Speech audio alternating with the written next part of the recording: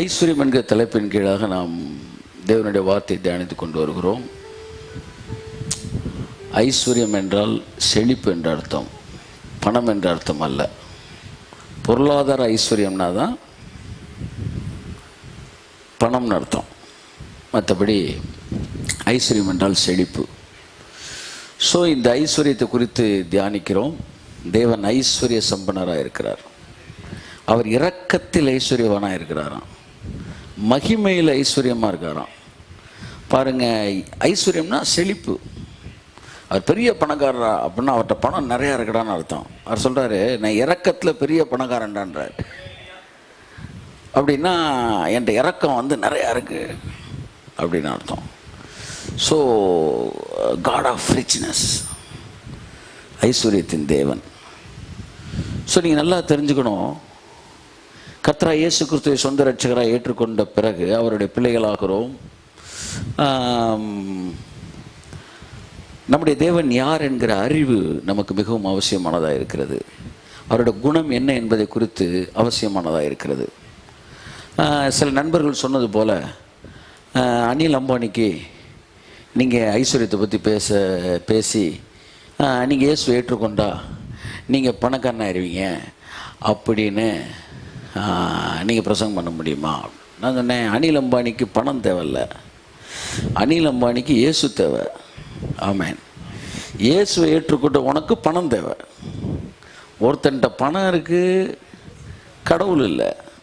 ஒருத்தன்ட்ட கடவுள் இருக்குது, பணம் இல்லை. ஸோ இங்கே இது பிரசங்கிக்கப்பட வேண்டும், அங்கே அது பிரசங்கிக்கப்பட வேண்டும். ஒரு பிரசங்கம் எல்லாருக்கும் என்ன செய்யாது, பொதுவானதாக இருக்காது. ஸோ எல்லா தரப்பிற்கும் அது அந்த வார்த்தை அந்தந்த தரப்பினருக்கு பிரசங்கிக்கப்படுகிறது. ஸோ என்னுடைய பெரிய பாரம் என்னவென்றால், அவருக்கு இயேசு வேணும் என்பது இருந்தாலும் உனக்கு ஆசீர்வாதம் வேணும். உனக்கு ஆசீர்வாதம் இருந்தால் அவர் உனக்குள்ளே இயேசு இருக்கிறாருன்றது தெரிஞ்சிடும். அவர் இயேசுவை ஏற்றுக்கொள்வதற்கு நீங்களும் நானும் சாட்சி என்ன செஞ்சிருவோம், மாறிடுவோம். ஸோ அதனால தான் தீர்க்கதரிசியில் 2 விதமான தீர்க்கதரிசிகளாக பழைய ஏற்பாட்டிலே தேவன் பயன்படுத்தினார்.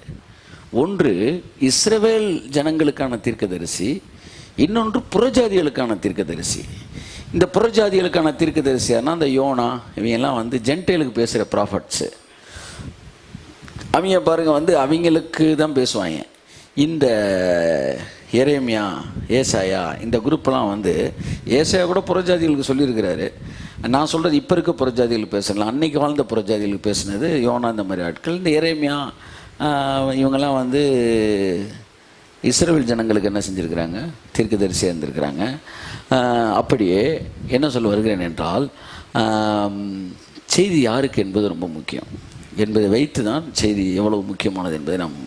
ஸோ இந்த ஐஸ்வர்யம் என்பது இந்திய தேசத்தில் இன்றைக்கி மிகப்பெரிய பிரசங்கம், அதிகமாக பிரசங்கிக்கப்பட வேண்டிய பிரசங்கம் என்னென்னா ஐஸ்வர்யமும் divine healing and divine prosperity, இது 2 அதிகமாக பிரசங்கிக்கப்படும். ஏன்னா இந்திய தேசம் அறியாமையில் மட்டுமல்ல, இந்திய தேசம் வறுமையிலும் பிடிக்கப்பட்டிருக்கிறது என்பதை நீங்கள் புரிந்து கொள்ள வேண்டும். ஆகவே இவை எல்லாவற்றிலிருந்து தேவன் நமக்கு விடுதலை கொடுப்பாராக. இந்த மாஸ்டர் காப்பி ரெடியாக லேட் ஆகலாம், அதுக்கப்புறம் காப்பீஸ் ஒரு செகண்டில் தேவன் என்ன செஞ்சுருவார், போட்டுருவார். கர்த்தர் நல்லவர். ஓகே, இப்போ நம்ம இந்த ஐஸ்வர்யம்ன்ற விஷயத்தை தியானித்து கொண்டு வருகிறோம். ஐஸ்வர்யம்ன்றது இப்போ நம்ம ஃபினான்ஷியல் ப்ராஸ்பரிட்டி முடிச்சிட்டோம். அடுத்து what is that? The prosperity in soul, ஆத்மா வாழ்வது என்பதை பற்றி தான் நம்ம பேசிகிட்டு இருக்கிறோம். விசுவாசத்தில் ஐஸ்வர்யவானாக இருப்பதே ஆவி மண்டலத்தில் ஐஸ்வர்யவானாக இருப்பது என்று நான் பேசியிருக்கிறோம். அதை குறித்து எப்போவுமே நான் ஒரு ஃபோர்வியூ ஒரு கிளான்ஸ் ரீகால் பண்ணியிருக்கிறோம். அது இப்போவும் நான் கொடுக்குறேன். பூமியிலே பணம் வைத்திருக்கிறவர்கள் நினைத்ததை வாங்குவது போல ஆவியிலே விசுவாசம் வைத்திருக்கிறவர்கள் தங்கள் நினைத்த காரியங்களை என்ன செய்கிறார், பூமியிலே செயல்படுத்துகிறவர்களாக இருக்கிறார்கள். ஆகவே நீங்கள் ஆவியில் விசுவாசமுடையவர்களாக, உங்கள் ஆத்மாவில் விசுவாசமுடையவர்களாக இருப்பீர்கள் என்றால் நீங்கள் ஆவி மண்டலத்தில் பணக்காரர்களாக இருக்கிறீர்கள் என்ற அர்த்தம். நீங்கள் கிறிஸ்தவனாக இருப்பது முக்கியம் அல்ல, நீங்கள் பணக்காரனாக இருக்கணும். இப்போ நான் சொல்கிற பணக்காரன் வேறு, பக்கத்தில் பார்த்து சொல்லுங்கள், நீ கிறிஸ்தவனாக இருப்ப முக்கியம் அல்ல, பணக்காராக இருக்கணும். பணக்காரன்னா என்ன அர்த்தம்? நினைச்சதெல்லாம் ஆவி மண்டலத்திலிருந்து ரிலீஸ் பண்ணக்கூடிய அளவிற்கு. ஆமேன், ஆமேன், ஆமேன், ஆமேன், ஆமேன். ஸோ ஆவி மண்டலத்தில் இருக்கிற நினைத்ததையெல்லாம் நீங்கள் ரிலீஸ் பண்ணுற ஒரு மிகப்பெரிய சாதனம் என்னவென்றால் விசுவாசம். It is not just for the sake of blessings or finance. ஏதோ பணத்தை ரிலீஸ் பண்ணுறதுக்கு தான் அந்த விசுவாசம் நினைக்காதீங்க. Faith the translation of God's language. அதாவது தேவன் பேசுகிறதை புரிந்து கொள்ளக்கூடிய ஒரு என்ன சொல்கிறது புரிந்து கொள்ளக்கூடிய ஒரு மொழிபெயர்ப்பு. டிரான்ஸ்லேட்டர், கன்வெர்ட்டர்னு பேசணும் இல்லையா? நான் சொல்ல டிரான்ஸ்லேட்டர். காட் யாரு, அவர் என்ன பேசுகிற, காட் யாரு, அவர் என்ன பேசுகிறாருன்னு நீங்கள் தெரிஞ்சுக்கணும் அப்படின்னா you must have the translator. அந்த டிரான்ஸ்லேட்டர் என்ன, நான் சொன்னது கேட்டுச்சா? காட் யாரு, அவர் என்ன சொல்கிறாரு அப்படின்றத நீங்கள் புரிஞ்சுக்கணும்னா இந்த டிரான்ஸ்லேட்டர் இருக்கணும். இந்த டிரான்ஸ்லேட்டர் பேர் ஃபெய்த். கரங்களை தட்டி கர்த்தர் நன்றி சொல்லுவோம். ஆமென். ஸோ ஃபெய்த்ன்றது ஏதோ ஆசீர்வாதங்களை வாங்குவதற்கு மட்டுமல்ல. விசுவாசம் என்பது தேவனுடைய சத்தத்தை கேட்பதற்கு. விசுவாசம்ன்ற மொழி தெரிஞ்சவனுக்கு தேவன் என்ன பேசுகிறாருன்றது அவனுக்கு தெரியும். ரொம்ப முக்கியம். அந்த ஃபெய்த்னா என்ன அப்படின்னு ஒவ்வொரு வாரம் பார்த்துக்கிட்டே வரோம். காணப்படாதவைகளின் நிச்சயம். அதாவது ஒன்று இருக்கு, ஆனால் கண்ணுக்கு தெரியல. அதுக்கு பேர் தான் காணப்படாதது. ஆமென் சொல்லுங்க. காணப்படாதது வேற, இல்லை வேற. எல்லாம் சொல்லுங்க. புரிஞ்சுக்கிச்சா? புரிஞ்சா உங்களுக்கு? இப்போ என் பை இருக்கு, என் பையில் இப்போ ஒன்றும் இல்லை. இல்லையா அப்படின்றீங்களா? ஒன்றும் இல்லை. இப்போ பாருங்கள், இந்த பேப்பர் இருக்குது. இந்த பேப்பரை நான் மடித்து என் பைக்குள்ளே வச்சுட்டேன். இப்போவும் இப்போ பேப்பர் இருக்கா இல்லையா? காணப்படலையா? காணப்படலை. இந்த இல்லையும் காணப்படலையும் ஒரே மாதிரி இருக்கு பாருங்க. முதல் பைக்கெட் தான் பார்த்தீங்க, அது இல்லை. இப்போ பாக்கெட் தான் பார்க்குறீங்க, இப்போ அது காணப்படலை. அப்போ இல்லை வேற, காணப்படாத வேற. தேவன் சொன்னார், ஆவியில் இல்லைடா, ஆவியில் இருக்கு, ஆனால் உனக்கு காணப்படலை. ஆமென். இன்விசிபிள் அப்படின்னா இன்விசிபிள். இன்விசிபிள்னா கண்ணுக்கு தெரியல, அவ்வளோதான், ஆனால் இருக்கு. அப்படித்தான் உன் கண்ணுக்கே தெரியாட்டினா கூட ஆவியில் சகல ஆசீர்வாதத்தினாலும் தேவன் உன்னையும் என்னையும் ஆசீர்வதித்து இருக்கிறார். கரங்களை தட்டி கர்த்தருக்கு நன்றி சொல்லுவோம். ஆசீர்வதித்திருக்கிறார். அது இல்லை என்பதல்ல, அது காணப்படவில்லை, அவ்வளவுதான் வித்தியாசம். இப்போ உனக்குள்ள ஐஸ்வர்யம் இல்லை அல்ல, காணப்படவில்லை. ஆனால் அது என்ன செய்யுது? இருக்கு. ஆரோக்கியம் இருக்கு, நீடிய வாழ்வு இருக்கு, எதிர்காலம் இருக்கு. ஆமா, ஆசீர்வாதத்தின் பெருக்கம் இருக்கு, பரலோகமே உனக்குள்ளதான் இருக்கு. ஆமென். எங்கேயோ இல்ல, பரலோகம் எங்க இருக்கு? உனக்குள்ளதான் இருக்கு. இதுல எந்த கொஸ்டினும் இருக்க வேண்டிய அவசியமே இல்லை. ஏன்னா எம்டி இருக்காருன்னா அப்ப ஆபீஸ் இருக்குன்னு தான் அர்த்தம். கையை தட்டுங்க ஒருத்தவருக்கு. எம்டி இருக்காரா, ஆனா ஆபீஸ் இல்லையா? அது எப்படி? பரலோகம் எனக்குள்ள வந்துருச்சுன்னு சொன்னப்ப எனக்கு அது நம்புவதற்கு எளிதாக இருந்தது, கடினமா இல்ல. ஏன்னா இயேசுவே எனக்குள்ள இருக்கிறாரு, பரலோகம் எனக்குள்ள இருக்காதா? எனக்கு அது கஷ்டமா இல்ல. ஆனா சிலர் நம்ப மாட்டேன்றான், பைபிள் எடுக்கிறான், சண்டை போறேன். நான் சிம்பிளா கேட்கிறேன், அவரே வந்துட்டாரு, அப்புறம் ஆபீஸ் வந்துடாதா? இவரை விட்டுட்டு அங்க ஆபீஸுக்கு என்ன வேலை? ஆமென். அப்ப பரலோகம் எங்க இருக்கு சொல்லுங்க? உங்களுக்குள்ளதான் இருக்கு. ஆமென். புதிய வானம் வந்துருச்சுனாலே புதிய பூமி என்ன செஞ்சிருச்சு? ஆமா, நீ போய் பாட்டு பாடலாம், புதிய வானம் புதிய பூமி. ஆமா, எங்கும் அருள்மழை பொழிகிறதுன்னு.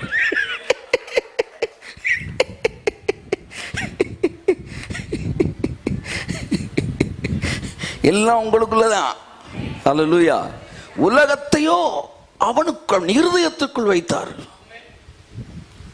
மிகப்பெரிய தேவன் நம்மை மிக உயர்ந்த இடத்தில் வைத்திருக்கிறார். அந்த ஆசீர்வாதம் உங்களுக்குள்ள இருக்கு. அப்ப பரலோகம் உங்களுக்குள்ள வந்த பிறகு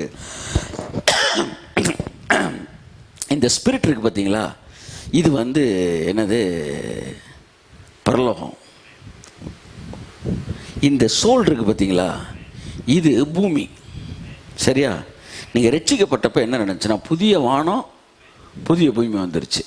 இப்போ இந்த சோல் இருக்குல்ல, ஆத்மா, அதுதான் நீங்கள். அதுதான் நீங்கள். உங்கள் உணர்ச்சி, உங்கள் விருப்பம், உங்கள் சித்தம், உங்கள் திட்டம், உங்கள் நோக்கம், இதெல்லாம் ஆத்மாவில் இருக்கு. நீங்கள் எதெல்லாம் நினைக்கிறீங்களோ அதுக்கெல்லாம் மேலே உங்கள் ஆவியில் இருக்கு. இப்போ பூமியில் அப்படின்னா எதில் சொல்லுங்க? ஆத்மா இல்லை. நீங்கள் கட்டவிழ்ப்பது எதுவோ அது வானத்தில் எங்க? ஆவியில கட்டவிழ்க்கப்பட்டிருக்கும். பூமியிலே நீங்கள் கட்டவிழ்க்கிறது எதுவோ அது பரலோகத்தில். கையை தட்டு. Release in the name of Jesus. Amen, amen. சீக்கிரத்தில் பாருங்க, ஆத்மாக்களோட எண்ணிக்கை இன்னும் அதிகமாக பெருக போகுது. ஆமாம். ஏன் வரவில்லை? நான் இப்போ ரிலீஸ் பண்ணிட்டு வந்தேன். ஆமாம், ரிலீஸ் பண்ணிட்டு வந்தேன். தௌசண்ட்ஸ் ஆஃப் சோல்ஸ் ரிலீஸ் பண்ணி நாமத்தில் பார்த்தேன். வெளியில் ஃபுல்லாக இடம் இல்லாத அளவுக்கு வெஹிக்கிள்ஸ் இருக்குது. சந்தோஷமாக இருந்துச்சு. நான் சொல்கிறேன், இவைகளிலும் மேன்மையானவைகளை காண்பாய். Yes, release in the name of Jesus. இதை பற்றி நான் ப்ரேயரை பற்றி அந்த பைபிள் காலேஜில் எடுத்துக்கிட்டு இருக்கிறேன். பைபிள் காலேஜ் ஜாயின் பண்ணுறவங்க ஜாயின் பண்ணலாம். Prayer, what is prayer? பழைய ஏற்பாட்டில் பாருங்கள், ஜெபம் என்பது விதைப்பது. கண்ணீரோடு விதைக்கிறவன் கம்பீரத்தோடு அறுக்கிறானுங்க. அதனால் விதைக்க எதிர்காலத்தில் ஆன்சர்லாம் ரிசல்ட்டு. ஆனால் புதிய ஏற்பாட்டில் ஜெபம் என்பது விதைப்பதல்ல, ஜெபம் என்பது அறுப்பது. கையை தட்டுங்க. விதைத்தது யாரு? சிலுவையில் இயேசு விதைத்தார். ஜெபத்திலே நான் அறுக்கிறேன். ஜெபம் என்கிற விதைக்கிற இடம் அல்ல, ஜெபம் என்பது அறுக்கிற இடம். அதனால் இயேசு சொன்னார், நீங்கள் விதைக்காததை அறுக்கும்படி உங்களை நான் அனுப்பினேன். நான் விதைத்தேன், நீங்கள் அறுக்கிறீர்கள். ஹல்லேலூயா. நீ அறுக்க நான் சந்தோஷப்படுறேன். என்ன, விதைக்கிறவனும் அறுக்கிறவனும் ஒருமித்து என்ன செய்வோம்? சந்தோஷப்படுவோம். என்றைக்கு ஜெபம் என்பது அறுவடை என்பதை நீ புரிந்து கொள்கிறாயோ, அப்ப எவ்வளவு நேரம் சார் ஜெபிக்கணும் அப்படின்னு கேள்வி கேட்க மாட்டோம். நான் கேட்பேன், எவ்வளவு அறுக்கணுமோ அவ்வளவு ஜெபிச்சுக்க. ஜெபம் என்பது விதைப்பது அல்ல, நாளைக்கு அறுக்கிறதுக்கு. அது நேற்று விதைத்ததை இன்று அறுக்கிறோம். That is what prayer. கரங்களை தட்டி கர்த்தருக்கு நன்றி சொல்லுவோம். ஆமென், ஆமென், ஆமென், ஆமென், ஆமென், ஆமென். எனக்கு ஜெபம்ன்றது இனிமையா இருக்கு. ஏன்னா அது அறுவடை. ஒரு ஆப்பிள் தோட்டத்துக்குள்ளே போய் எவ்வளோ ஆப்பிள் எடுத்துக்கலாம்? இல்லை, உனக்கு எவ்வளோ வேணுமோ எடுத்துக்க. அது இனிமையான அனுபவமாய் மாறிவிடுகிறது. இயேசு சிலுவையில் விதைத்ததை நீயும் நானும் வாழ்க்கையில் அறுக்கிறோம். கரங்களை தட்டி கர்த்தருக்கு நன்றி சொல்லுவோம். Okay, S. ஸோ விசுவாசத்தை குறித்து பல விஷயங்களை பார்த்து கொண்டே வருகிறோம். இந்த சோல், ஸ்பிரிட், சோல், பாடி, இதை பற்றி பார்த்தோம். ஸோ விசுவாசத்தை பற்றி போன வாரம் பார்த்தோம். இந்த வாரம் நான் உங்களிடத்தில் பேச வருகிறேன். ஒரு விஷயத்தை மறுபடியும் உங்களுக்கு சொல்ல. விசுவாசம் என்பது தேவனுடைய மொழி. கமன் சரியா? விசுவாசம் என்பது தேவனுடைய மொழி. It is a translator. அதாவது தேவன் பேசுகிறதை புரிந்து கொள்ளக்கூடிய ஒரு மொழி தான் விசுவாசம். எனக்கு விசுவாசம் இல்லைன்னா தேவன் பேசுறதை கேட்கவே முடியாது. நான் சொல்றது உங்களுக்கு புரியாது.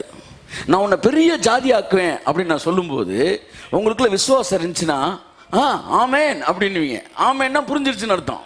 உங்களுக்குள்ள விசுவாசம் இல்லைன்னா மொழி தெரியல, கையை தட்டு. ஏன் நிறைய பேருக்கு ஆமேன் சொல்ல வரலன்னா அவங்களுக்கு இந்த மொழி இல்லை, டிரான்ஸ்லேட்டர் இல்லை. தேவன் பேசிக்கிட்டே இருக்காரு, அவங்களுக்கு தெரியாதனால அமைதியா இருக்காங்க. சிலருக்கு அது புரியுது. அது அந்த மொழிக்கு பேர் என்ன? விசுவாசம். இருந்தாலும் ஆமென், ஆமென், ஆமென், ஆமென், ஆமென். இப்ப தெரியுதா?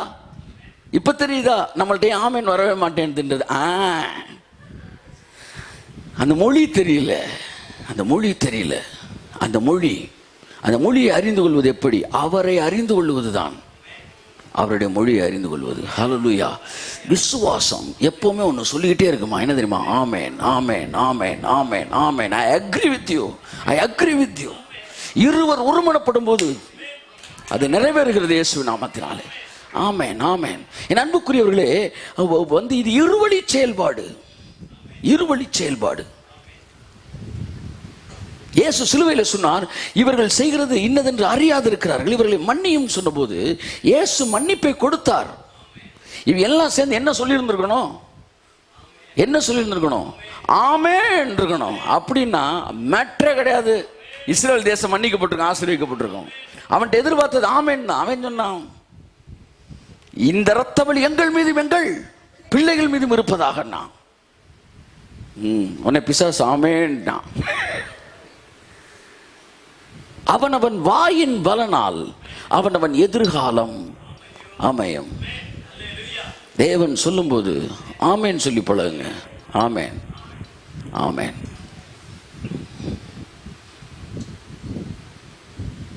சர்ச்சில் இருக்கிற ஆட்கள், கடவுளோட நெருங்கி இருக்கிற ஆட்களுக்கு கர்த்தருடைய வார்த்தையை கேட்கும்போது ஆமென் வந்துக்கிட்டே இருக்கணும். சத்தமாக இல்லாட்டினா கூட உங்கள் ஆத்மா அதோடு இசைந்து ஆமென் சொல்ல வேண்டும். ஸோ விசுவாசத்தை குறித்து நீங்கள் படிக்க படிக்க அந்த விசுவாசம் ஏதோ சில அற்புதங்களை செய்கிறதுக்கும் ஆசீர்வாதம் வாங்குறதும் கிடையாது. இது அதையெல்லாம் தாண்டி மேலே மேலே அது அவரோடு நடப்பது, அவர் பேசுவதை புரிந்து கொள்வது, மேலான இடங்களிலே தங்கி தாபரிப்பது, உயர்ந்த ரக என்ன சொல்ல கழுகை போல எல்லாத்துக்கும் மேலே பறப்பது.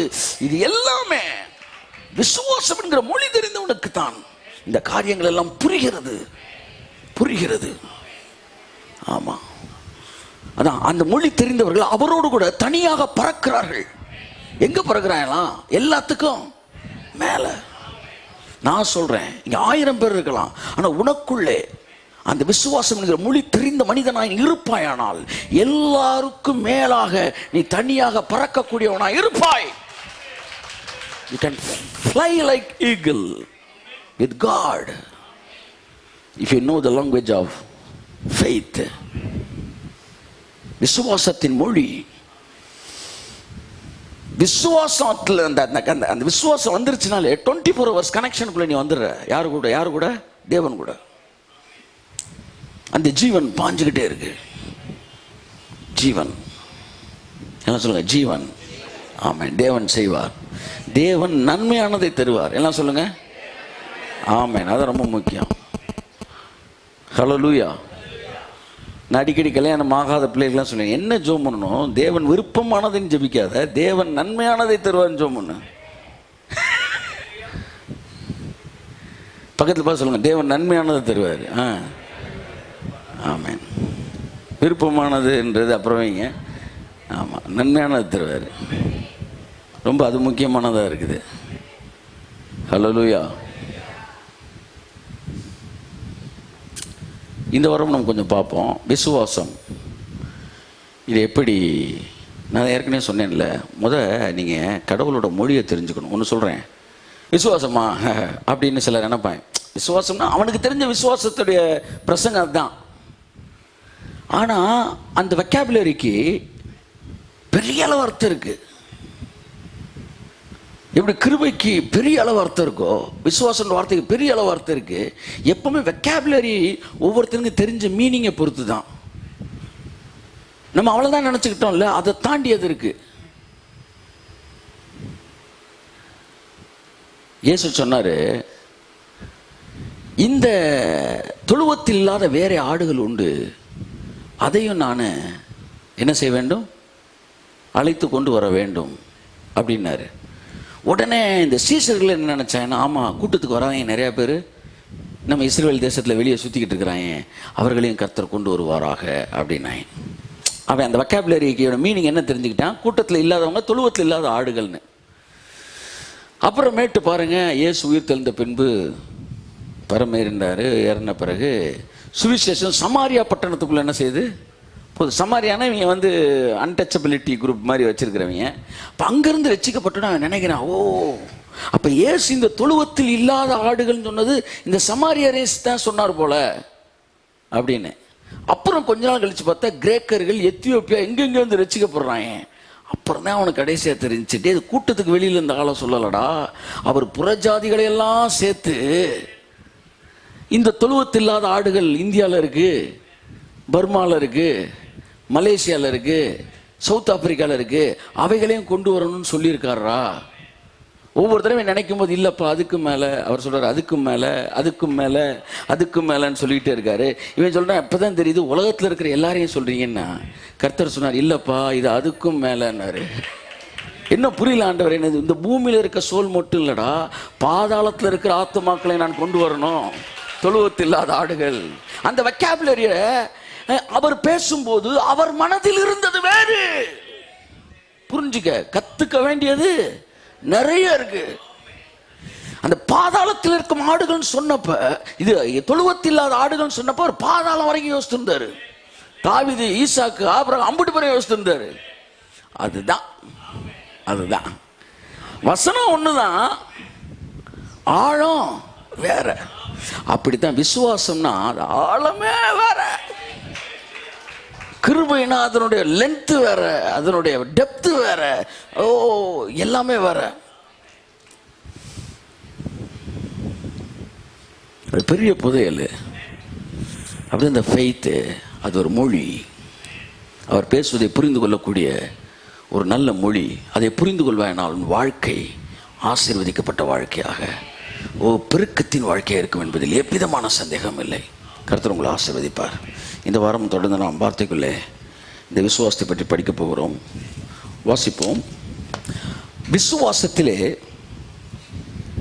வளர்வது அல்லது விசுவாசம் உள்ளவனாக இருப்பது, அதுக்கு ஒரு வசனத்தை கீவேர்டை நான் இங்கே தான் தேடுறேன். இங்கேருந்து அப்படியே வாசிப்போம்.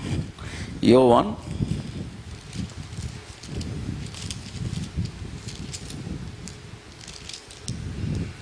9 அப்படின்னு நினைக்கிறேன். 9 வெரி குட்.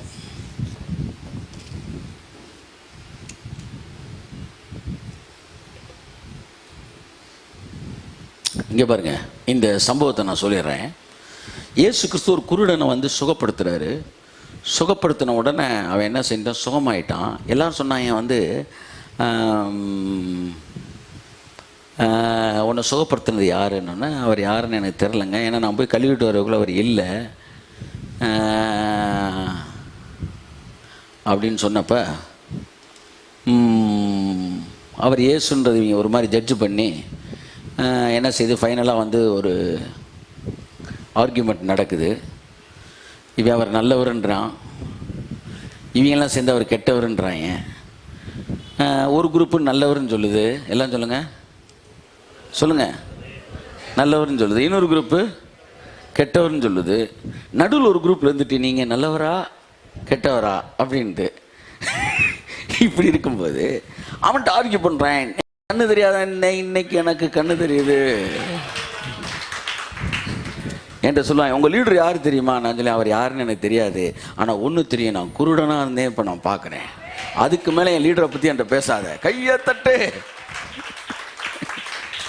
என்ன சொல்லணும், நான் குருடனா, அவர் நல்லவராக கெட்டவராக அதை விட்டு நான் குருடனாக இருந்தேன், இப்போ நான் பார்க்குறேன், அது எனக்கு தெரியும்.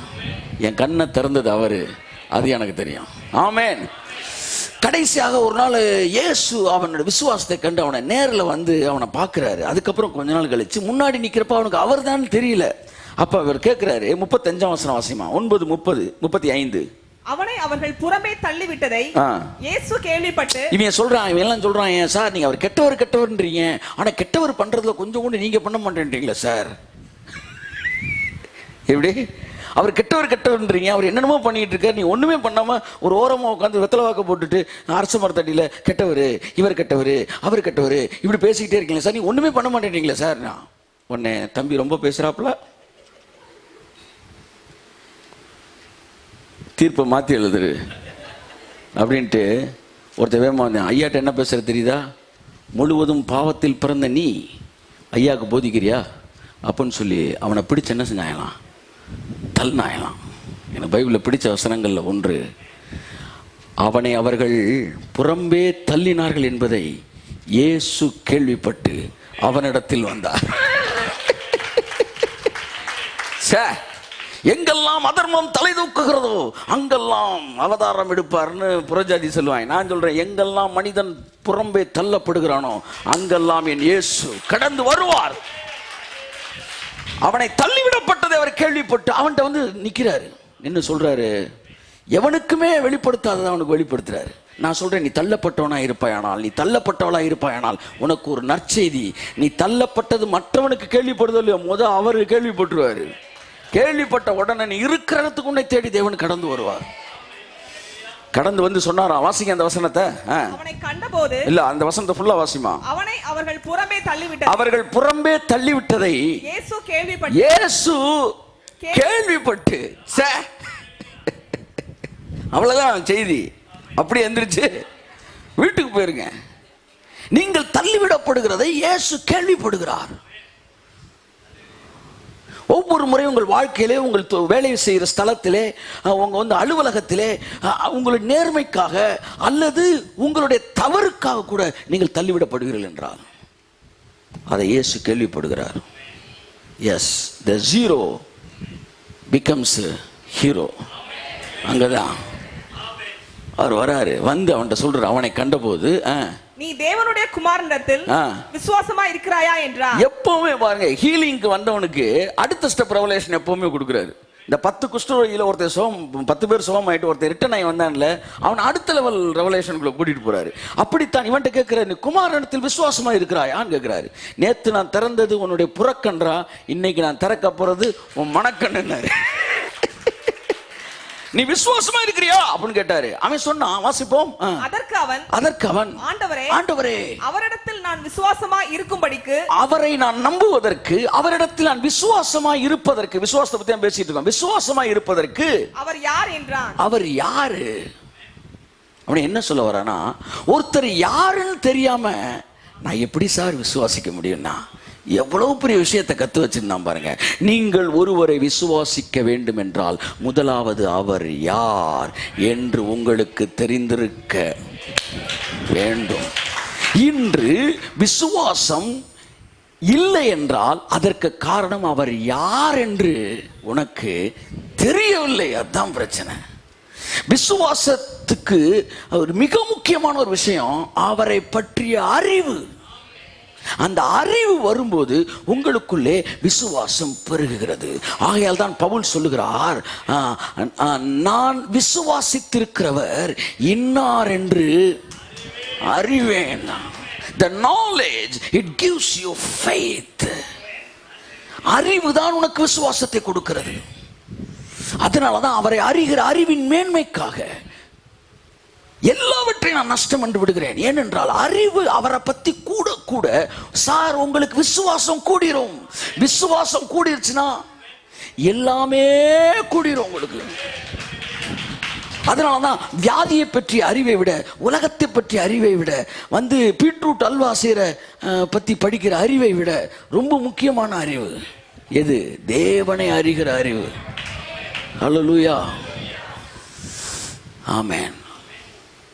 அந்த நாலேஜ், அதான் சொன்ன பார்த்தீங்களா, அந்த அறிவு தான் அந்த மொழி. அந்த மொழி தெரிஞ்சிருச்சுன்னா அவர் பேசலாம், டக்க டக்க டக்க டக்க டக்குன்னு வந்துகிட்டே இருக்கும். ஆமே நாமே நாமே நாமே நாமேன்னு வந்துகிட்டே இருக்கும். கர்த்தர் நல்லவர். அவர் பேசுறது புரிந்து கொள்ள உங்களால் முடியும். அவரை குறித்த அறிவு. ஆமேன்னு சொல்லுவோம். இந்த அறிவு என்ன அறிவுனா, நம்ம அவரை பற்றி கேள்விப்படுகிற அறிவல்ல. வாசிப்போம் 2 பேதுரு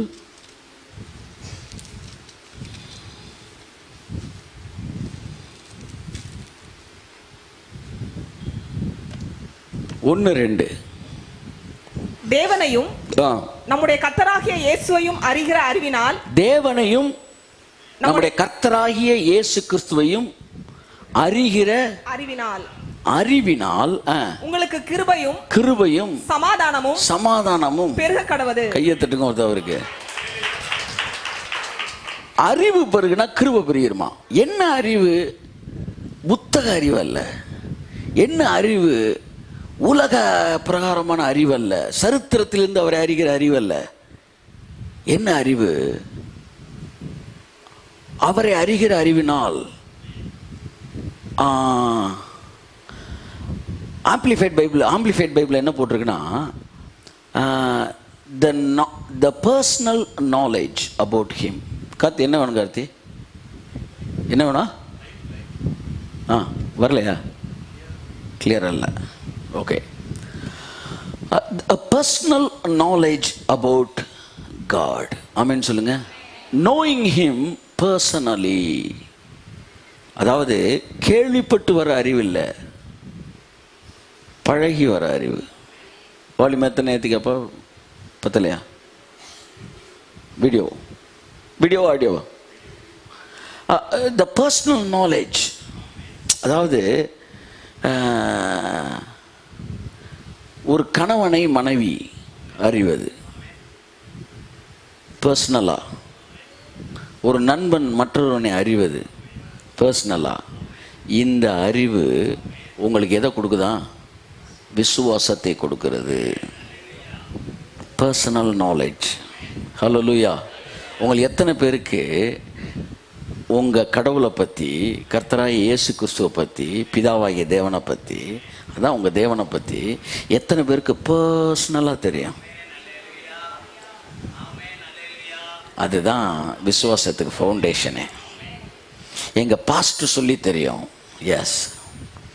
எங்கள் புத்தகத்துலேருந்து எனக்கு தெரியும், பைபிள்லேருந்து எனக்கு தெரியும். பர்சனலாக உனக்கு என்ன தெரியும்? பர்சனலாக என்ன தெரியும்? அந்த பர்சனலாக ஒன்று தெரியுது பார்த்தியா, அதுதான் உன் விசுவாசம். That's what your faith. Knowing him personally, walking alone with God. தேவனோடு தனியாய் நடப்பது, தேவனை தனியாய் புரிந்து கொள்வது. ஓ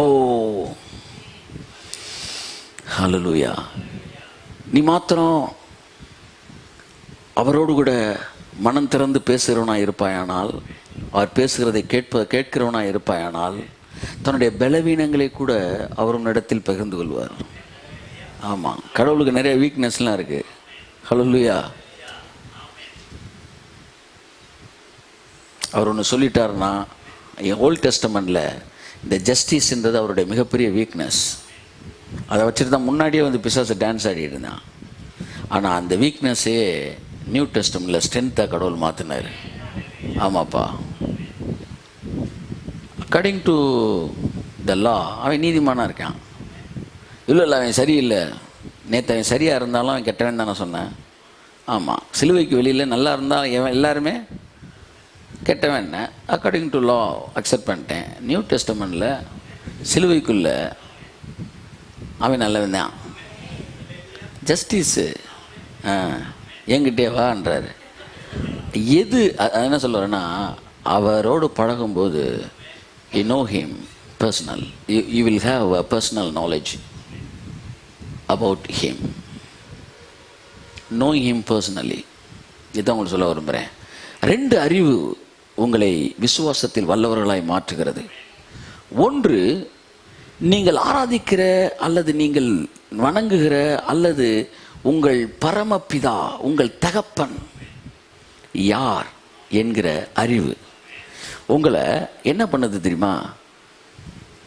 விசுவாசம் உள்ளவன் ஆக்கிறது. விசுவாசம்ன்றது கூட என்னை பொறுத்த ஒரு மெயின் ப்ராடக்ட் கிடையாது, அது ஒரு பை ப்ராடக்ட் தான்.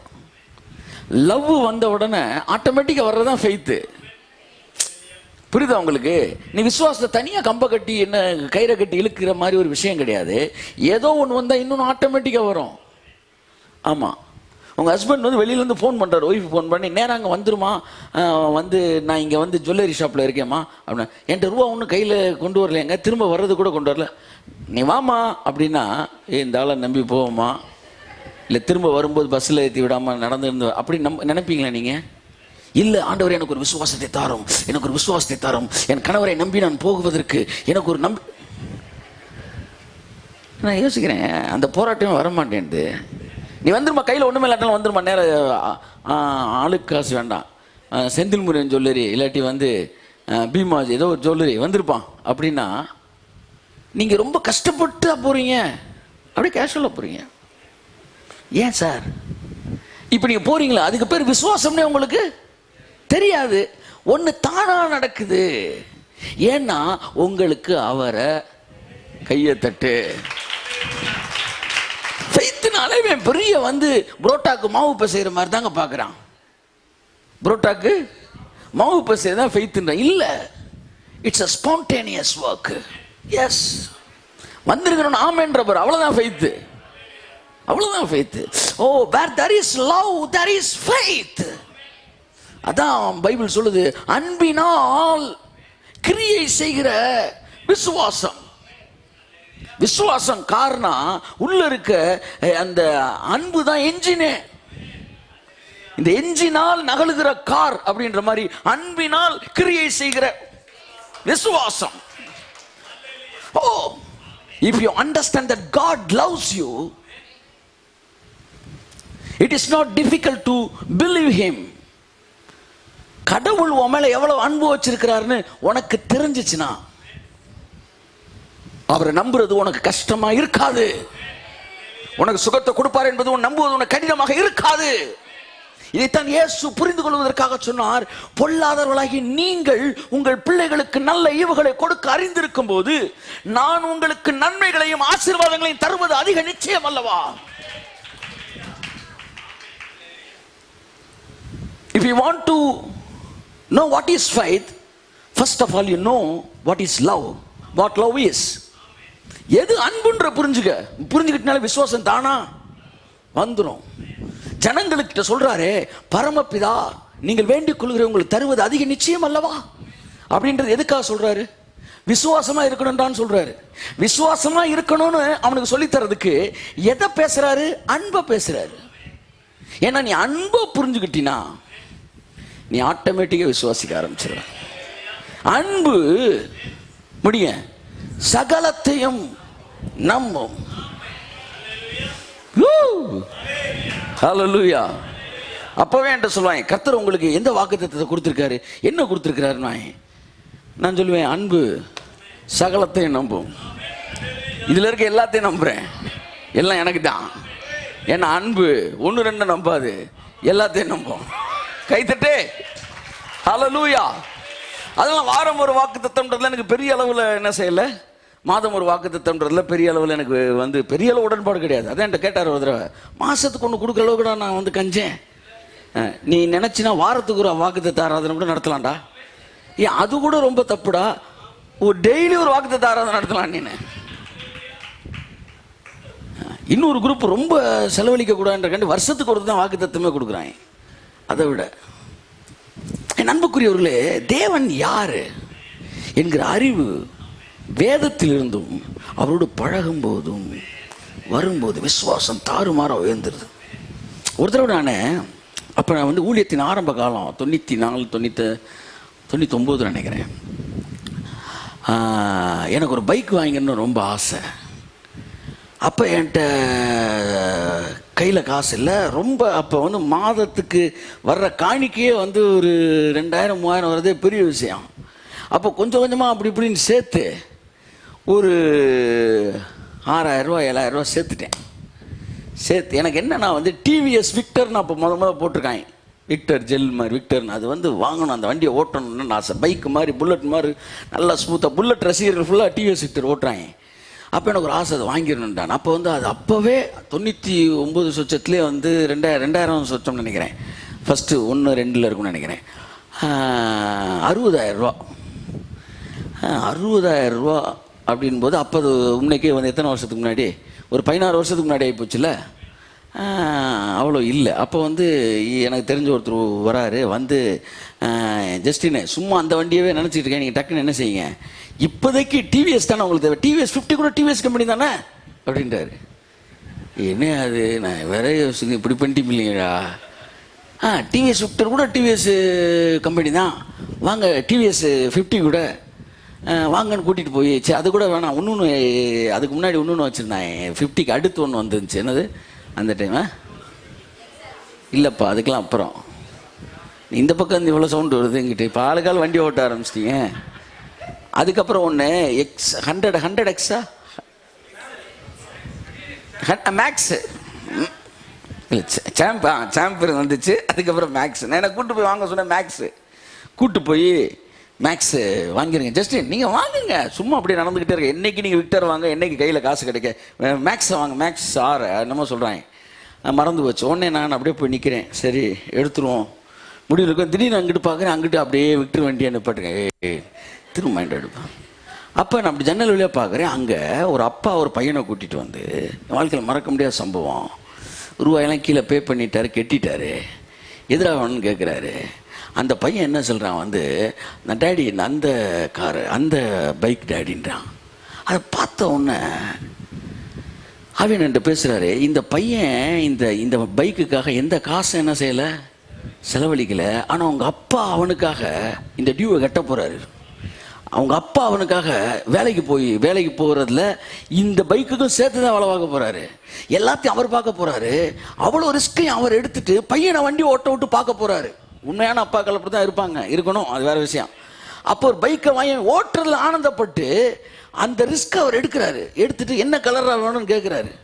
அப்போ கர்த்தர் என்ற பேசுறாரு, பொல்லாதவர்களாகி நீங்கள் உங்கள் பிள்ளைகளுக்கு நல்ல ஈவுகளை கொடுக்க அறிந்திருக்கும் போது உன் அப்பா உனக்கு தரமாட்டேன். நான் சொன்னேன் 100x கிடையாது, 7000 அப்படியே பையில வச்சு நான் ரிட்டர்ன் ஆகிறேன். நான் வாங்கினா விக்டர் தான் வாங்கணும்ன்ட்டு. ஏன்னா நான் லவ்னு என்னன்னு தெரிஞ்சுட்டேன். லவ்வை தெரிஞ்ச உடனே எனக்கு ஃபெய்த் வந்துருச்சு. ஒரே மாசத்துல விக்டர் இறங்கிருச்சு. ஒரே மாசம் அவர் பார்த்தாரு, ஜஸ்டின்னு கிளப்பிட்டீங்களே, அவர் கிளப்பிட்டாரு. So faith by practice, it is being developed. Okay, if you understand what love is, you can operate faith easily. அவர் உங்களை நேசிக்கிறார். 2 தான் உங்களுக்கு தெரியணும், அவர் யாரு, 2வது நான் யார் இல்லை, அவர் பார்வையில் நான் யாரு. ஆமென்.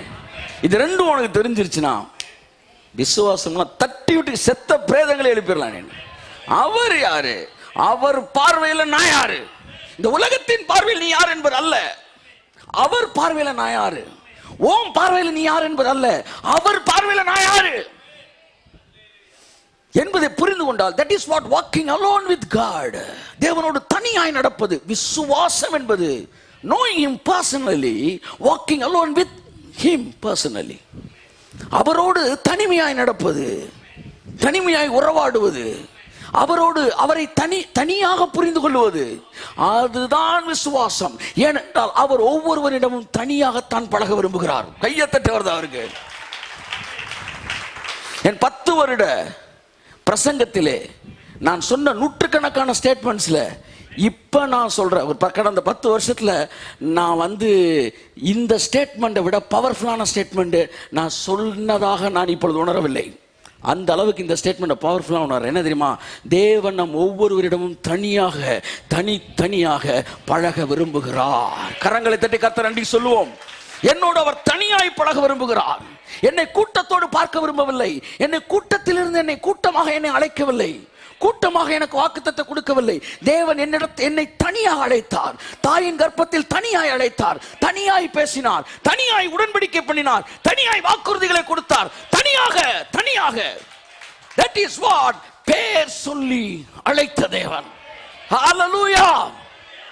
கூட்டமா வாங்கப்பான்னு கூப்பிடல.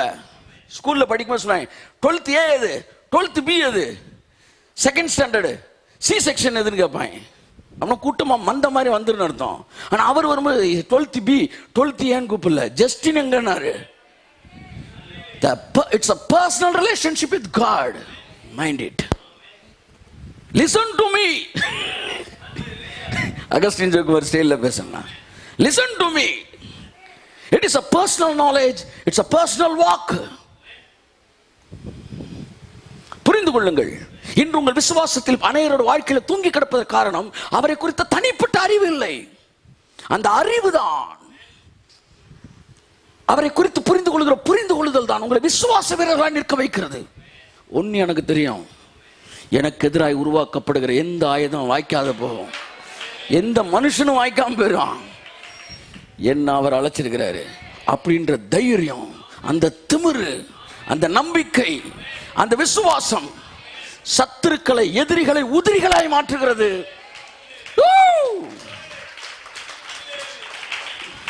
நல்லா பாருங்க, பரலோகத்துக்கு யார் போறா? விசுவாசிகள். பரலோகத்துக்கு யார் போறா சொல்லுங்க? அப்படிதான் பைபிள் சொல்லுது.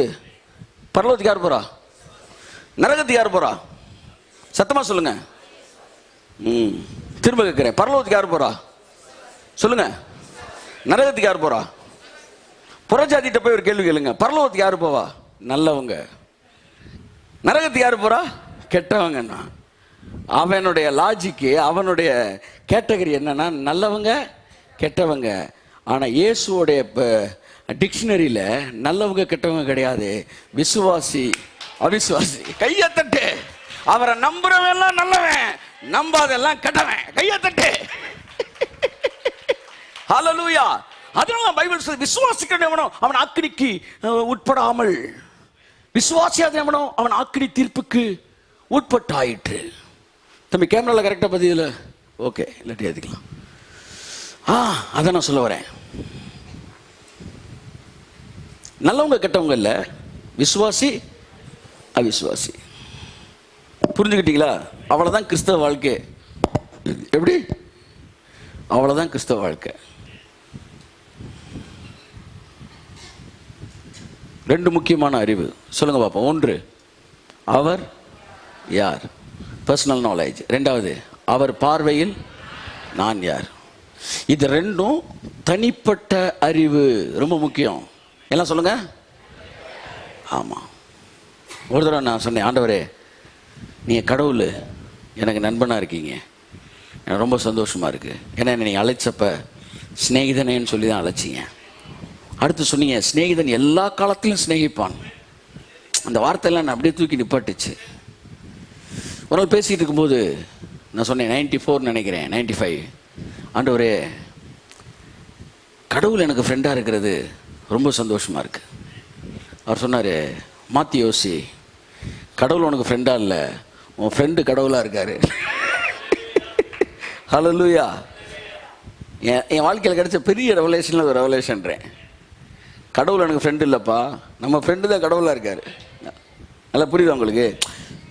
கலெக்டர் நமக்கு நல்ல பழக்கங்க அப்படின்ற விட, கலெக்டர் எனக்கு ஃப்ரெண்டுங்கன்ற விட, என் ஃப்ரெண்டு தான் கலெக்டராக இருக்கான். இது நல்லா இருக்குல்ல? அதை விட இது ஆழமானது, அதை விட இது ஆழமானது. பரலோகத்தில் இருக்கிற தேவன் உங்க அப்பா கிடையாது, உங்க அப்பா தான் கடவுளாக இருக்காரு. கடவுள் அப்பாவா இல்ல, அப்பா கடவுளாக இருக்காரு. அப்பா கடவுள். எல்லாம் சொல்லுங்க, அப்பா கடவுள். திரும்ப சொல்லுங்க, அப்பா கடவுள். திரும்ப சொல்லுங்க, அப்பா கடவுள். திரும்ப சொல்லுங்க, கடவுள் அப்பா இல்ல, அப்பா கடவுள்.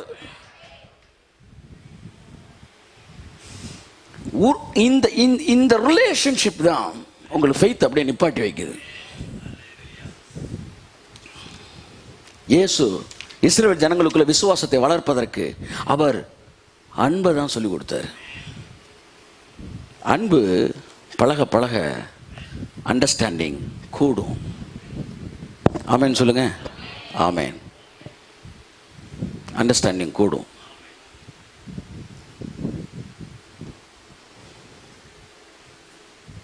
மத்தேயு 7:11 சீக்கிரம் வாசிங்க.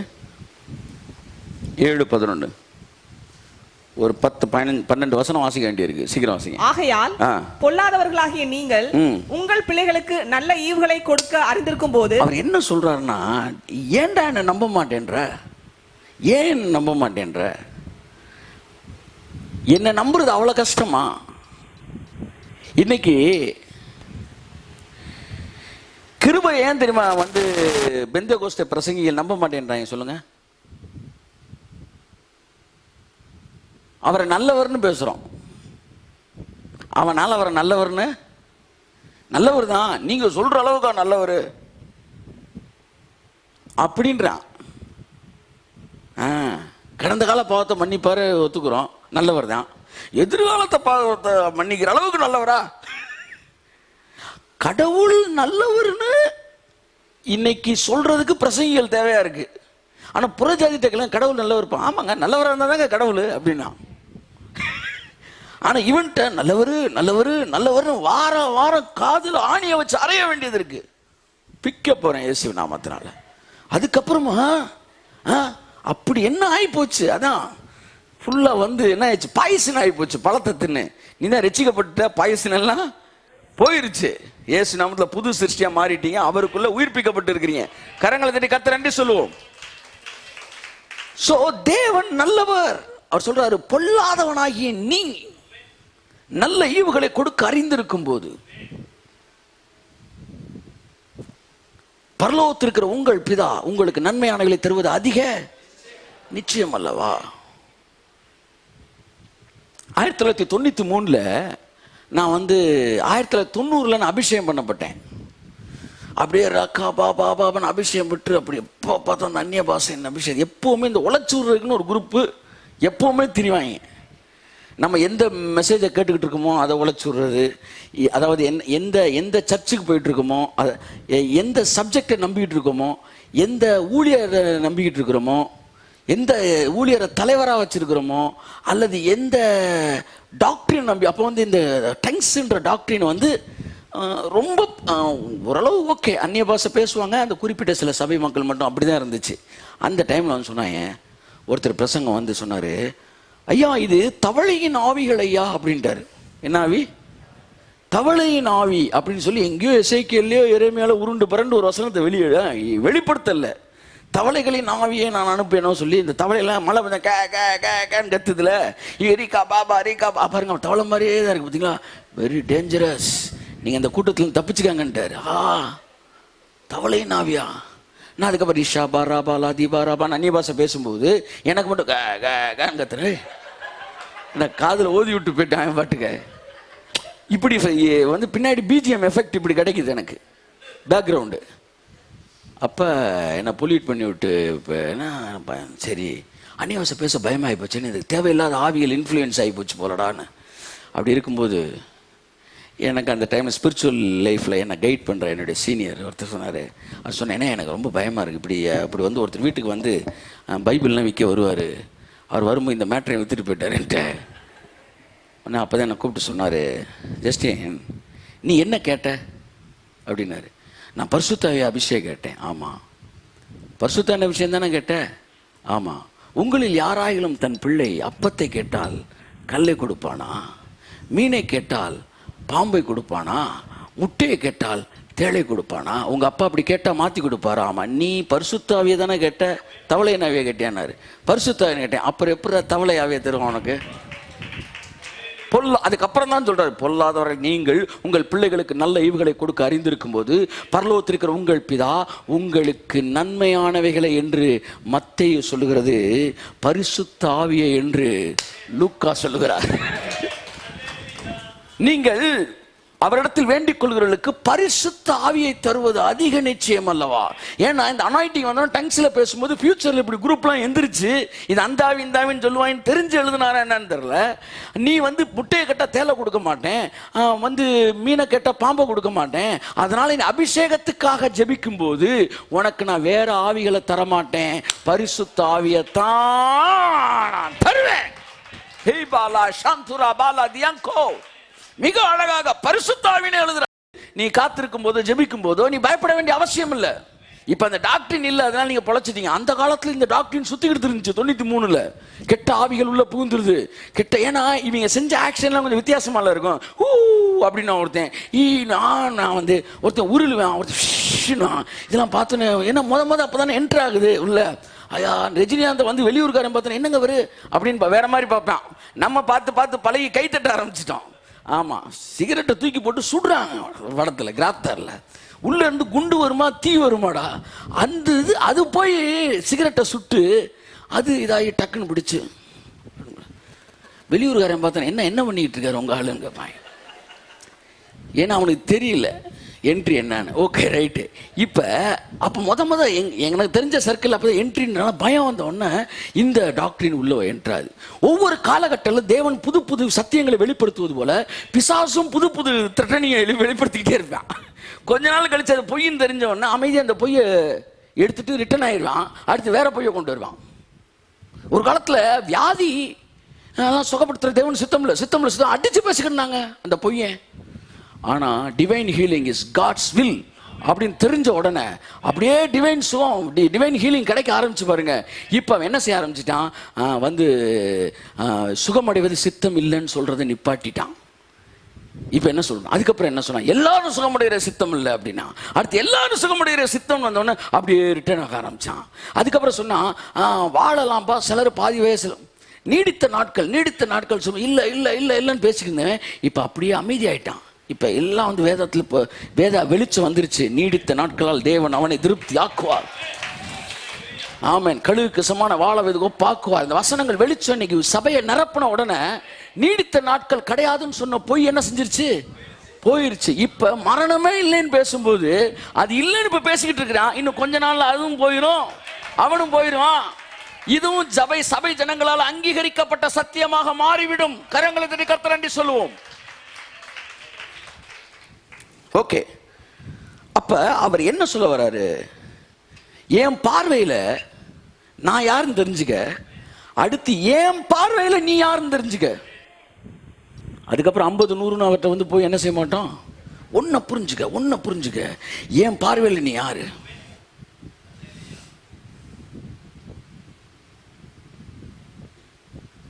தொண்ணூத்தி நான் போட்ட செமினார் தலைப்பு தேவனுடைய பார்வையில் நீ. தேவனுடைய பார்வையில் நீ. எந்த வசனம் கீவேர்டுனா, நான் ஆடுகளின் பின்பாய் சென்ற போது தாவீது சொல்றான், நான் ராஜாவான பிறகு என்னை எல்லாரும் ராஜாவா பார்த்தாங்க, என்னை பெரிய ஆளா பார்த்தாங்க. ஆனா நீரோ நான் ஆடுகளுக்கு பின்பாக சென்ற போதே என்னை மகா மேன்மையுள்ள சந்ததியின் மனுஷனாக என்னை நீர் பார்த்தீர். என்னை அப்பவே ராஜாவா பார்த்தீங்க ஆண்டவரே. அதான் ஆண்டவரே உங்க பார்வை. மக்கள் ராஜாவான பிறகு பார்ப்பாங்க, அது மக்கள் பார்வை. நான் ஆடு வைக்கிறப்ப என்ன ராஜாவா பார்ப்பாரு, அதுதான் ராஜ பார்வை.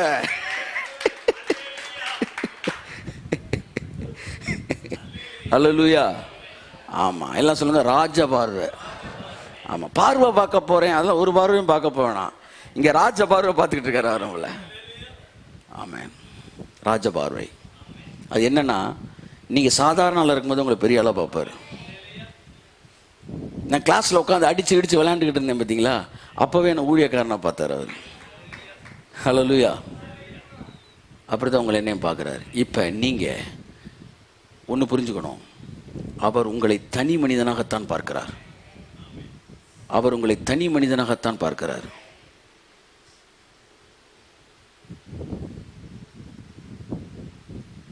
இதுக்கு பேர் தான் பெயர் சொல்லி அழைத்த தேவன். பெயர் சொல்லி அழைத்த தேவன் அப்படின்னா, எவ்வளோ கூட்டம் இருந்தாலும் அவ்வளோ பேருங்க. ஏசுனார் பக்கம் அவ்வளோ கூட்டம். ஏசுனாரை பற்றி எழுதுனா என்ன எழுதலாம்? நடந்தா ஊர்வலம், நின்னா பொதுக்கூட்டம். எப்படி? அவ்வளோ கூட்டங்க. அப்படியே வந்துகிட்டே இருப்பாங்க. நடந்தார் ஊர்வலம் போதானே இல்லை, ஏசுனார் போயிட்டு இருக்காரு. நடந்தா ஊர்வலம், நின்று திரும்பினா பொதுக்கூட்டம். அவ்வளோ கிரௌடு. அந்த கிரௌட்ல அவர் எப்படி இருப்பாரோ அப்படின்னு பார்க்க இந்த சகை மேலே ஏறி இப்படி எட்டி பார்த்துக்கிட்டு இருந்தான் பாருங்க. பார்த்தப்ப அவ்வளோ கூட்டத்தில் அவனை மட்டும் பார்த்து, சகைவே இறங்கி வா. ஒரு நல்லவனை பார்த்து கூப்பிட்டுருக்கலாம், ஒரு நீதிமானை பார்த்து கூப்பிட்டுருக்கலாம். நரகத்தின் 7ஆம் தட்டிலே இருக்கக்கூடியவன் இவன் என்று யூத ரபிக்கள் சொல்லி இருந்தார்கள். நரகம் 7 தட்டுகளை உடையதான். அதுல ஒவ்வொரு தட்டிலையும் அவன் செஞ்ச பாவத்துக்கு ஏற்ற மாதிரி ரொம்ப கொடூரமாயிட்டே போகுமா, கீழே போக கொடூரமாமா. 7 தட்டு.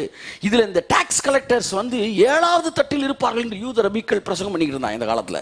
டாக்ஸ் கலெக்டர்ஸ்னா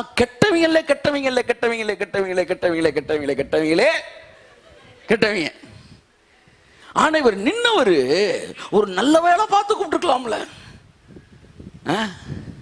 எத்தனை பேர் அழகா நான் யோசிப்பேன் பிரசங்கிக்கிறாங்க. எனக்கு அன்பான தேவ பிள்ளைகளே, தேவனுடைய வார்த்தை சொல்லுகிறது என்னவென்றால் நீங்கள் அப்படிலாம் அழகா பிரசங்கிக்கிறாங்களே ஆண்டவரே, என்ன போய் அவங்க எல்லாம் அப்படின்னு என்ன போய் பிரசங்கிக்கிட்டு. நான் யோசிப்பேன், எவ்வளவு நல்ல பிள்ளைகள் இருக்காங்க, எவ்வளவு நல்ல பசங்க இருக்கிறாங்க, வாழ்க்கையில ஒரு தப்பு பண்ணாம அப்பா பிள்ளை அம்மா பிள்ளைன்னு வாழ்ந்தவங்க எல்லாம் பார்த்துருக்கீங்களா? அவங்களையெல்லாம் விட்டு கர்த்தர் நம்மளை செலக்ட் பண்ணார். சார் ஆமா, அவன் வந்திருந்தான்னா அவன் சின்ன வயசுல நல்லவருங்க அப்படின்னு அவன் தான் சாட்சியாக இருக்கும். ஆனால் என்ன கூப்பிட்டப்ப இவர் எவ்வளவு நல்லவர் பாரியா. இவங்க வாத்தியார் சொன்ன மாதிரி, டே உண்மைக்கே கடவுள் உயிரோட தாண்டா இருக்காரு. என்ன சார் இப்படி சொல்றீங்க? ஆமா, நீ எல்லாம் மாறிட்டீல, அவர் உயிரோட தான் இருக்காரு. இதாண்டா சாட்சி. அன்னைக்கு பிரிட்டோ கல்யாணத்தில் பார்த்தேன். திரும்ப வந்திருந்தாரு. சார் டே ஒய்ஃப் சார் சரி. இல்லை என்னன்னா சகையை பார்த்து இறங்கி வானப்ப கொஞ்சம் யோசிங்க. ஒரு 5000 பேர் நிற்கிறாங்க, உங்களை மட்டும் கூப்பிட்டு இன்னைக்கு நைட்டு உன் வீட்டில் தங்கணும்டான்னா அவர் சகைவை இறங்கிவான்னு சொல்லிட்டு கிட்டக்கு வந்து நைட்டு நான் வரேன், இவங்க கொஞ்சம் பிரச்சனை பண்ணுவாங்க, எல்லாரும் அனுப்பிச்சிட்டு வரேன்னு சொல்லியிருக்கலாம். ஆனால் அவர் 50 பேர் முன்னாடியே சொல்கிறாரு. ஏன்னா அவர் அங்கே நின்ற யூத ரபிக்கெல்லாம் காலில் கிடைக்க ஏதாச்சும் கடைஞ்சி சப்பு சப்புன்னு அரையணுன்ற காண்டி அதை செஞ்சுருக்காரு. 50 பேர் முன்னாடியும் அவங்களுக்கு ஒரு அடியை கொடுக்கணும் மூஞ்சில். இந்த சில நேரம் வந்து பிள்ளைய படிக்கலைன்னா அந்த பேட் எடுத்து டம்முன்னு அடிப்பாங்கல்ல, அப்படி எடுத்து ஒவ்வொருத்த மூஞ்சி அடிக்கணும்னு 50 பேரும் இப்படி பார்த்துட்டு இன்னைக்கு நைட்டு உங்கள் வீட்டில் நம்ம தங்கணும்னாரு. இந்த பேதுரு மறுதளிச்சுட்டு வந்தான்ல, மறுதளிச்சுட்டு வந்த உடனே நினைச்சாங்க சரி பிரதான அப்போஸ்தலனா இவன் தான் இருந்தவன், பரலோகத்தின் திறவுகள்லாம் இப்ப மறுதளிச்ச பிறகு வந்திருக்கிறான். அதனால கட்டாயம் தலைமைச் செயலகத்தில் சிஎம் பதவி என்ன செய்யப்படும், மாற்றப்படும். ஏற்கனவே நீ பெரியவனா நான் பெரியவனான்னு இருக்கும்போது இவன் மறுதளிச்சிட்டான். மறுதளிச்ச உடனே திரும்ப இயேசு சிலுவையில் அறையப்பட்டு உயிர் தெழுந்து வந்து எல்லாரும் கூட்டி உட்காந்துருக்க. பேதுரு கொஞ்சம் இப்படி வாப்பானார். சுற்றி இருக்கிறீங்களா? ஆகா, இதுக்கு தானே காத்திருந்தேன், சொன்னேன் இல்லை, கரெக்டாக ஃபைலை உருவாரா, நீ என்ன நேசிக்கிறியான்னாரு. இப்போ இவனை வந்து கொடுத்த பதவியை வாங்க போகிறாரு. ஏன்னா இடையில நல்லவன் நினச்சி கொடுத்துட்டாரு. அதனால் அந்த பிரதான அப்போஸ்தலன்ற பதவியை வாங்கி நம்மளில் ஒருத்தர் தரப்போகிறாருன்னு 11 பேரும் எதிர்பார்த்துக்கிட்டு இருந்தாங்க. மறுதளிக்கிறதுக்கு முன்னாடி அவன் மேலே மதிப்பு இருந்துச்சு, மறுதளிச்ச பிறகு அவன் மேலே மதிப்பு இவங்களுக்கு குறைஞ்சிருச்சு.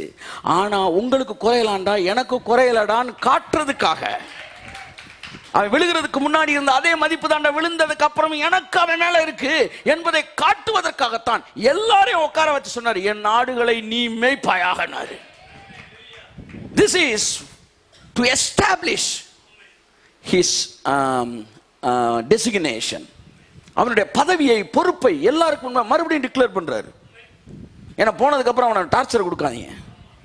கிமு கிபி மாதிரி மாமு மாப்பின்னாய். மறுதளிப்பதற்கு முன்னாடி தான் நீ ராஜா, இப்ப நாங்களாம் மாமு மாப்பிலாம் கிடையாது, ஒண்ணு கிமு கிபி தான். அதனால எல்லாரையும் கூப்பிட்டு உட்கார வச்சு நீ மேய்ப்பாயாக, 2வது தடவை நீ மேய்ப்பாயாக, 3வது தடவை நீ மேய்ப்பாயாக.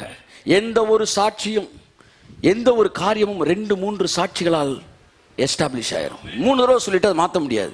அதனால 3 தடவை சொன்னாரு. தேவன் நல்லவர். நீ விழுந்த பிறகு ஒன்று வேற மாதிரி பார்க்க மாட்டாரு, நீ விழுகிறதுக்கு முன்னாடி வேற மாதிரி பார்க்க மாட்டாரு. முன்னாடி எப்படி பார்த்தாரோ அப்படியே தான் இப்போ உன பார்ப்பார். ஸோ என்ன ஆச்சு, நல்லா கவனிங்க. சகைவை இறங்குவான் பேர் சொல்லி அழைக்கிற தேவன். இதுதான் நம்ம இப்போ ஃபெய்த்தை பற்றி பேசுறது. இப்போ ஏன் லவ்வை பற்றி இடையில பேசுறேன்னா, லவ் தான் ஃபெய்த்தை நிப்பாட்டுறது. உங்களை அவர் தனியா அழைச்சிருக்காரு. ஆமென் சொல்லுங்க. உங்கள்கிட்ட அவர் தனியா நடக்கிறாரு, உங்கள்கிட்ட தனியா பேச விரும்புறாரு, உங்களுக்கு தனியா உடன்படிக்கை பண்ண விரும்புறாரு. அதை புரிஞ்சுக்காங்க. ப்ராமிஸுக்கெல்லாம் மேல கவனன்ட்டே பண்றாராம். கர்த்தர் நல்லவர். அப்ப நீ முதலாவது என் பார்வையில் என்னன்னு தெரிஞ்சுக்க. மத்தேயு 7:26 வாசிப்போம். 7:26. நான் சொல்லிய இந்த வார்த்தைகளை கேட்டு. மத்தேயு 7:26 6:26 வாசிப்போம்.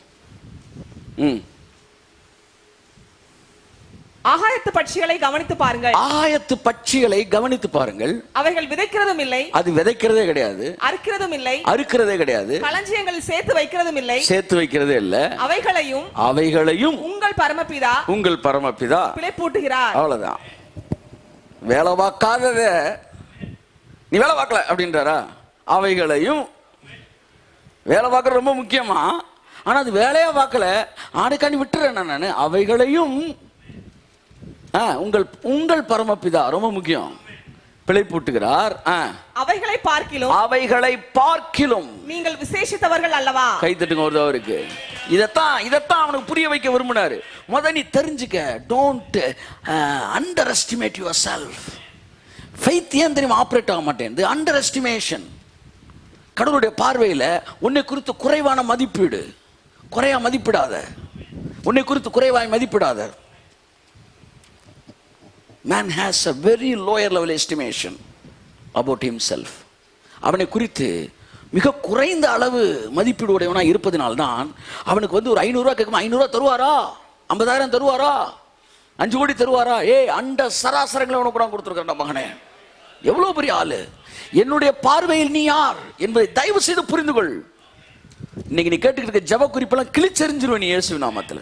ஆமா, கிழிச்சு எரிஞ்சிரு இயேசு நாமத்துல. ஒருத்தன் மைண்ட் லெவல் என்னவோ அதுதான் ஜபம். உன் ஜப குறிப்பை நீ சொல்லு, உனக்கு கடவுளை எவ்வளவு தெரியும் நான் சொல்றேன். உன் ஜப குறிப்பை நீ சொல்லு, உனக்கு அவரை எவ்வளவு தெரியும்னு நான் சொல்றேன். ஒருத்தன் ஜெபிக்கிறதுலே தெரிஞ்சிடலாம் அவனுக்கு கடவுளுக்கும் தொடர்பு எவ்வளோன்னு. காணி நிலம் வேண்டும் பாரதி பாடின மாதிரி என் பார்வையில் யூ ஆர் ஸ்பெஷல். அதை புரிஞ்சுக்க. லட்சங்கள்லாம் தாண்டிட்டோம். ஆமாம், ஃபுல்லாக குரோர்பதியில் போயிட்டுருக்கு. ஆமாம், சோல்ஸு நான் 3 டிஜிட்லேருந்து 4 டிஜிட்டுக்கு போயிட்டேன். எல்லாம் ரிலீஸ் தான் பண்ணுறோம், கேட்குறதெல்லாம் தாண்டி. ஆமாம், அதையும் தாண்டி என் அன்புக்குரிய ரொம்ப முக்கியமானது, ஆகாயத்து பச்சியை பாரு. உனக்காக ஃபெய்த் ஆப்ரேட் பண்ண முடியல. ஒரு நாள் கர்த்தர் சொன்னார், பிழை பூட்டுவது, உன் ஊழியத்துக்கு பிழை பூட்டுவது. பிழை பூட்டுறதுன்னா அந்த வொக்காபுலரி வேற, நான் நினச்சிட்டு சொல்கிறது வேற, நீங்கள் என்ன நினச்சின்னு தெரில. பிழை பூட்டுவது அப்படின்னு நினச்சேன். நான் வேற பிழை பூட்டுற பேசிக்கிட்டு இருக்கிறேன். நிச்சயம் உன் மினிஸ்டர் நான் ஃபீட் பண்ண வேண்டான்னார். திமிங்கலங்களுக்கு கொடுக்குறாங்களே அதுக்கு பேர் தான் ஃபீடிங்.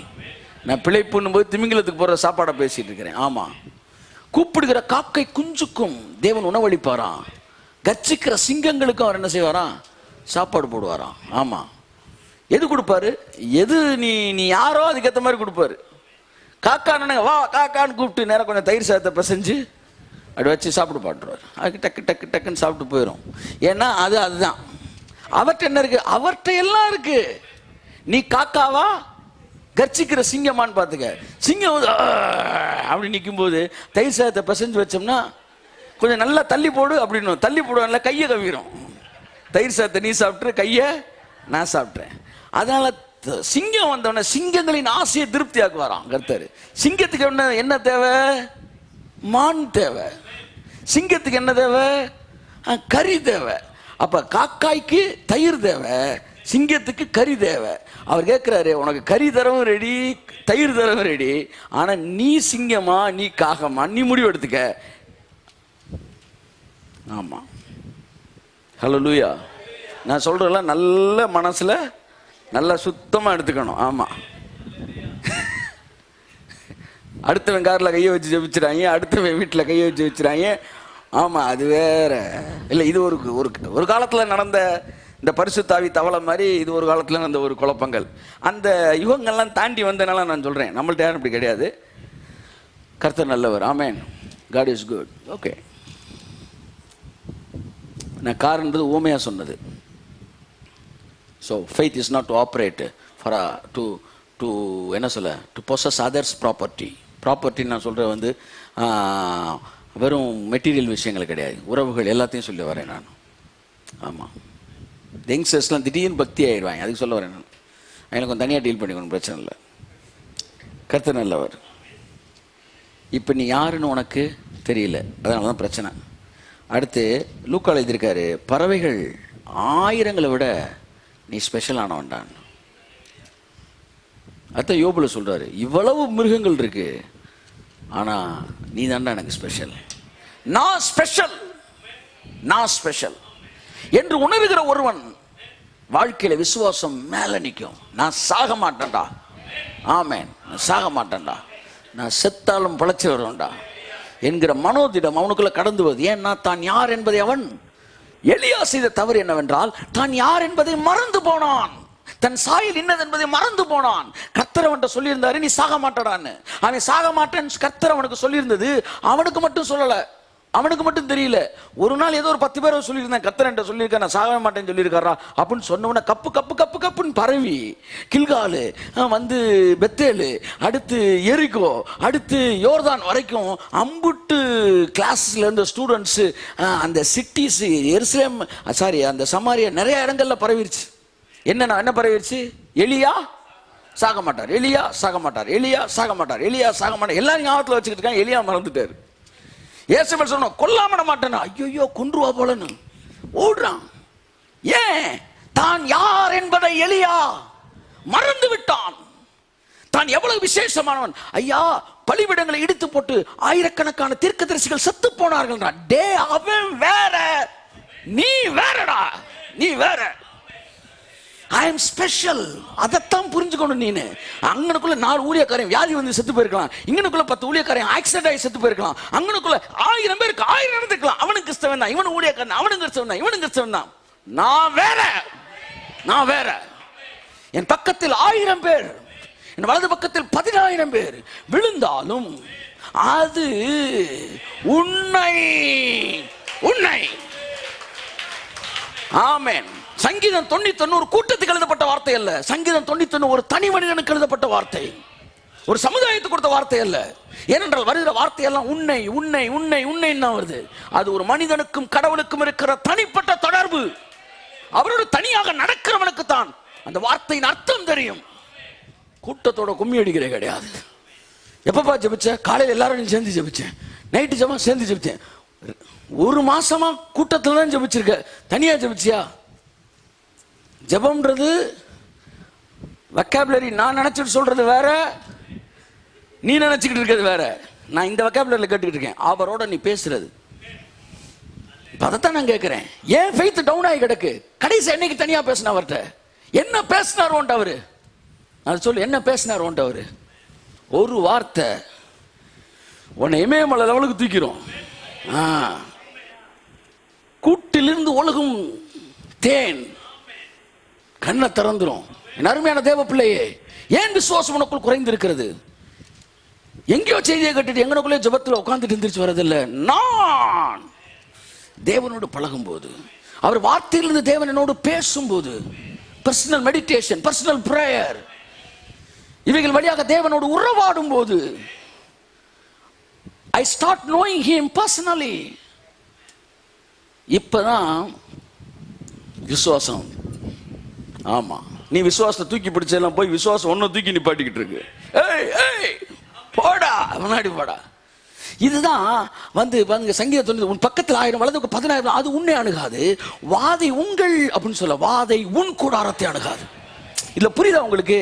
அங்க சார் பக்கத்துல 1000 சார், 1000 பேரு, 1000 வேற, நீ ஒருத்தன் வேற, 10,000 வேற, ஜஸ்டின் வேற. கைய தட்டு.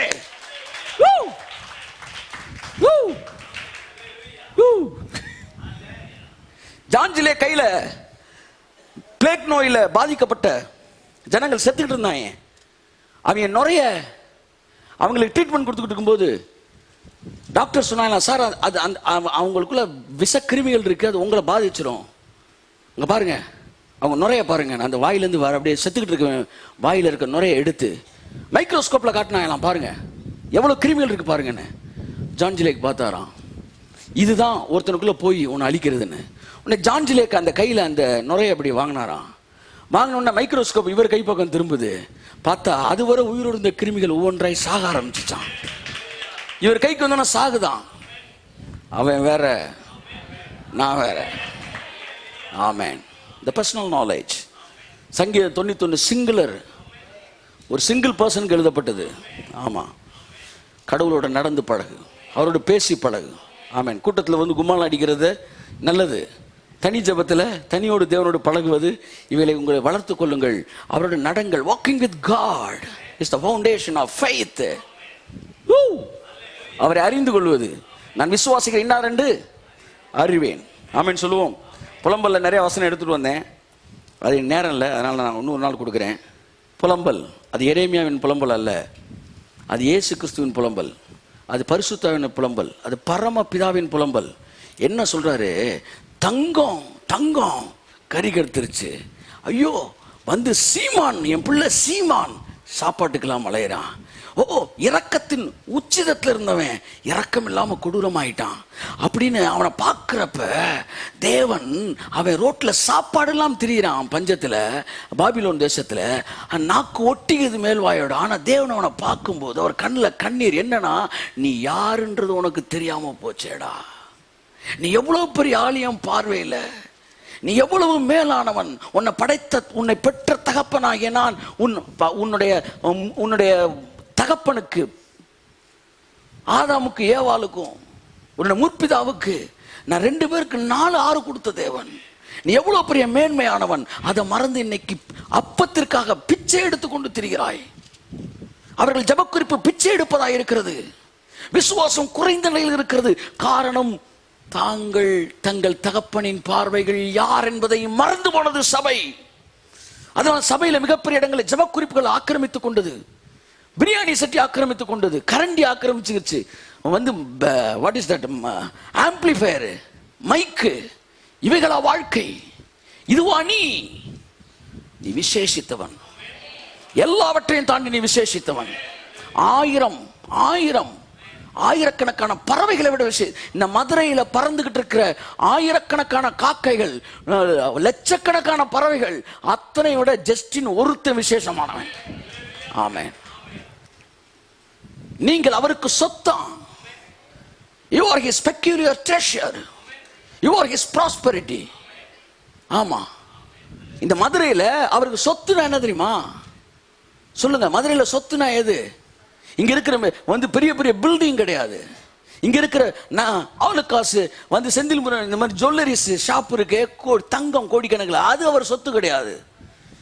நீயும் நானும் தான் அவர் சொத்து. ஜஸ்டின் தான் அவருக்கு சொத்து. இவன் தானே என் சொத்து. மதுரையில சொத்தை எப்படி வைப்பீங்க? ரோட்ல வைப்பீங்க. இதுக்கப்புறம் உங்களை பாதுகாப்பாரு இல்லையான்னு உங்களுக்கு சந்தேகம் வரும். கைய தட்டு. என்னைக்கு நான் சொத்துன்னு கண்டுபிடிச்சிட்டியோ அப்புறம் பாதுகாப்பை பத்தி சந்தேகமே வராது. உனக்கு தங்கத்தை பொத்தி வைக்க தெரியும்னா நீ தங்கத்திலும் தங்கம் அடியன் தங்கம். I must know who I am in God's sight. கண்ணு முடியும் ஜோம் பண்ணுவோம். நிறைய விஷயங்கள் வாசிப்பதற்கு இன்னொரு நாள் டைம் கிடைச்சா பார்ப்போம். அன்புகளை ஒன்றை புரிந்து கொள்ளுங்கள். விசுவாசம் என்பது அவர் பார்வையில் நான் யார் என்பது புரிஞ்சு. இன்னைக்கு நான் ஒரு ஓரத்தில் ஒரு சுரண்டி கொடுத்துருக்கிறேன். ஒரு கடற்கரையில் கொஞ்சோண்டு மண் எடுத்து கொடுத்த மாதிரி அவர்கிட்ட நீங்கள் பேசுங்க. நீங்கள் யாருன்றது அவர் உங்களுக்கு காட்டுவார். அதற்கு பிற்பாடு விசுவாசிப்பது உங்களுக்கு கடினமாய் இருக்காது. நான் தேவனுடைய பார்வையில் விலையேற பெற்றவன். எந்த அளவுக்கு விலையேறப்பட்டவன்? சொந்த குமாரனே அனுப்புற அளவுக்கு விலையேறப்பட்டவன். நல்ல பிதாவே, இயேசு கிறிஸ்து நாமத்தில் நாங்கள் ஜெபிக்கிறோம்.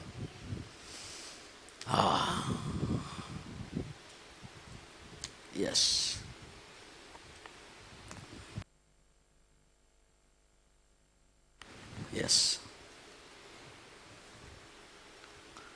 I am precious in God's sight.